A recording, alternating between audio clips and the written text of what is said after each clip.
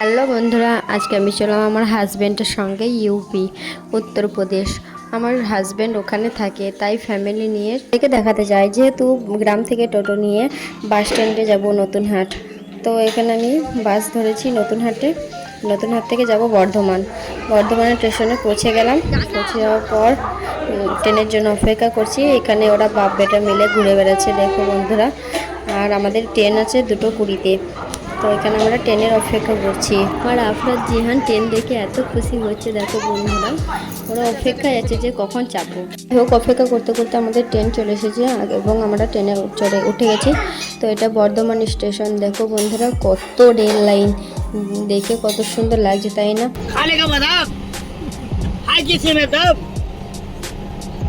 কত কি বিক্রি করতে আসছে।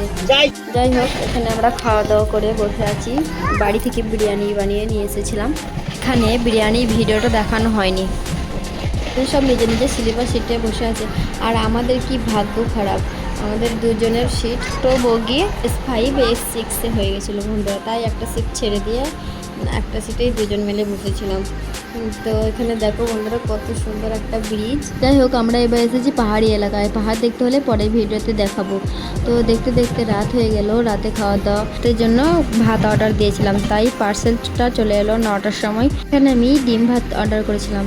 ছিল 2টো ডিমের মালাইকারি, আর একটা মটরের তরকারি, আর একটা মুগের ডাল, আর কিছু সালাড, 2টো রুটি চাটনির সঙ্গে। খাওয়া দাওয়া করে ঘুমিয়ে পড়লাম। দেখা হচ্ছে পরের ভিডিওতে।